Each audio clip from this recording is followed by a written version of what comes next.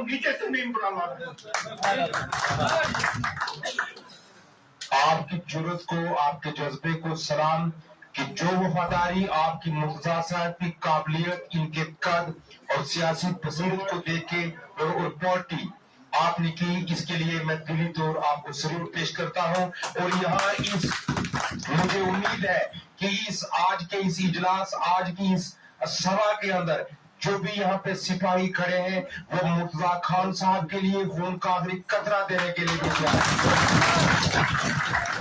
इसके बाद मैं अपने छोटे भाई और सभा की पट्टी से तशरीफ लाते हैं मोइन आफ्ताब खान साहब। मैं उनसे गुजारिश करूंगा कि 2 मिनट अपनी बात रखेंगे।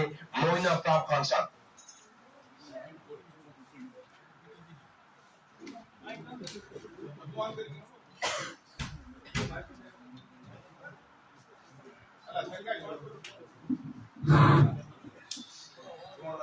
काबिल इज्जत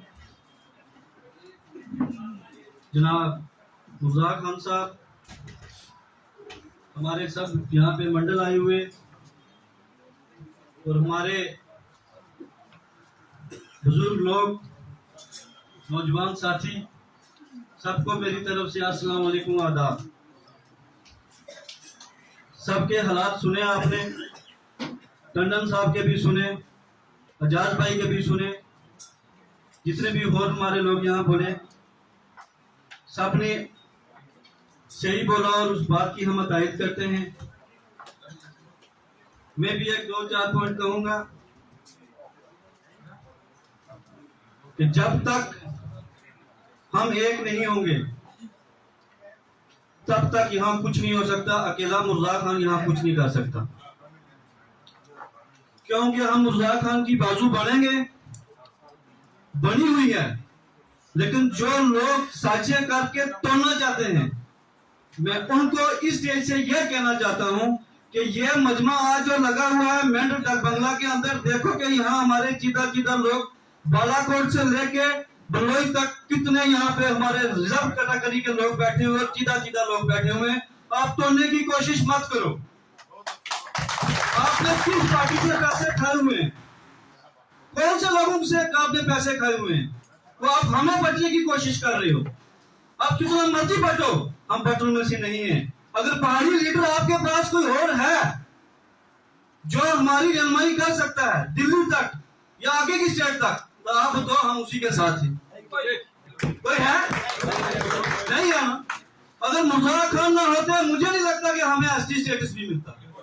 ये हमें पता है कि मुर्तजा साहब दिल्ली के अंदर बैठ के कैसे उन लोगों के साथ, जो हमारे बीजेपी के लीडर हैं, उनके साथ कैसे उन्होंने बात करके हमें एसटी स्टेटस लाया है। ये हमें पता है। जब हम कॉलेज के अंदर पढ़ते थे, हमारे सीनियर जो हमारे साथी थे वो हमें कहते थे कि मुर्तजा खान मेंढर में कभी एमएलए नहीं बन सकते। हमने पूछा क्यों? कि मुर्तजा खान की यह सोच है, किसी का सिंगल डंगा नहीं, किसी के घर सिंगल पंप नहीं। 12th में कॉलेज, 12th में उसको कहा जाता है जीएमसी, और कितनी हमारी यूनिवर्सिटी है। इन चीजों के लिए जिन सब बच्चों का भी बेनिफिट है, बुजुर्गों का भी बेनिफिट है। लेकिन मेंढर के लोग ये चाहते हैं कि हमारे जो लोग जिनको सिंगल डंगा दे दिया, फोन करवा लिया किसी लीडर से डंगा, वो सियासत इनके पास नहीं है। इनके पास वो सियासत है कि जो डेवलपमेंट होती है, नौजवानों के लिए जो काम होते हैं, बुजुर्ग के लिए जो काम होते हैं। उसके बाद एक बात हो रहा है, तो यहाँ किसी साथी ने कहा था कि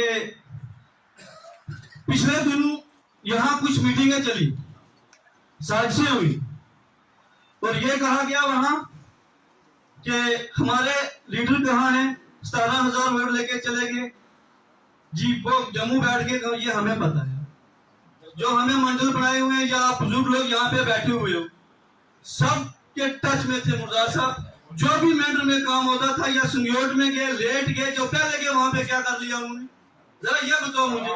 मंत्री साहब वहां पे मंत्री साहब जम्मू कश्मीर यहाँ के कैबिनेट मिनिस्टर है।